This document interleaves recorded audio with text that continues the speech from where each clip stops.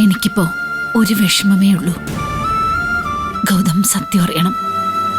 എന്റെ മോൻ എന്നെ അമ്മയെന്നൊന്ന് വിളിക്കണം. അത് സാധിക്കാതെ മരിക്കേണ്ടി വരുമെന്ന് മാത്രമാ എന്റെ വിഷമം. ഇന്നലെ ഗൗതമനെ കണ്ടപ്പോ മോളെല്ലാം അവനോട് പറഞ്ഞുന്നാ ഞാൻ കരുതിയത്.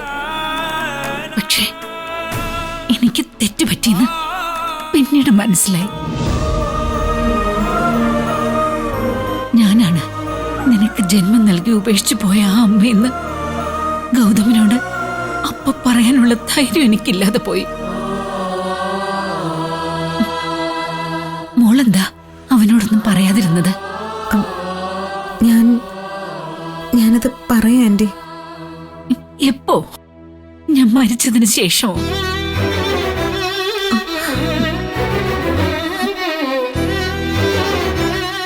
എന്റെ പ്രാണൻ അല്പാൽപമായി എന്റെ ദേഹം വിട്ടുപോയിക്കൊണ്ടിരിക്കുക.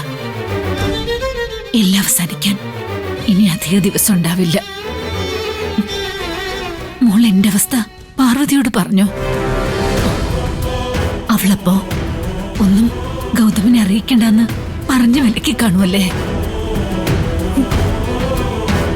അതോ കുറച്ചു നാളുകൂടി എന്നോട് കള്ളം പറഞ്ഞു പറ്റിച്ച് മുന്നോട്ട് കൊണ്ടുപോയാ ഞാനങ്ങ് ചാകുമല്ലോ എന്നും അതോടെ ഈ തലവേദന അവസാനിക്കുമല്ലോ എന്നും കരുതിയോ? ആന്റി, ഇങ്ങനെയൊന്നും പറയില്ല. ആന്റി എന്നെ ഒന്ന് മനസ്സിലാക്ക്. അതെ മോളെ, മോളോട് ഞാനും പറയുന്നത് അത് തന്നെയാ. എന്നൊന്ന് മനസ്സിലാക്ക്. അവൻ അമ്മയെന്ന് വിളിക്കുന്നതും കേട്ടുകൊണ്ട് എനിക്ക് ഈ ലോകം വിട്ടു പോണം. അതൊന്ന് സാധിച്ചു തരുമോ? ഉറപ്പായും ഞാൻ ഗൗതമനോട് അസത്യം പറയാം.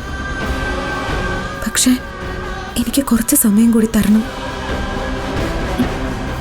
എത്ര സമയം വേണമെങ്കിലും തരാൻ ഞാൻ തയ്യാറാണ്.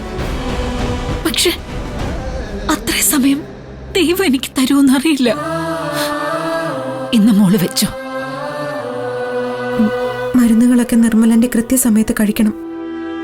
മനസ്സിന് ധൈര്യം കൊടുക്കണം. ഞങ്ങള് ഒന്ന് അമ്പലത്തിൽ പോവാ. ഞാൻ പ്രാർത്ഥിക്കാം ആന്റി. ശരി മോളെ.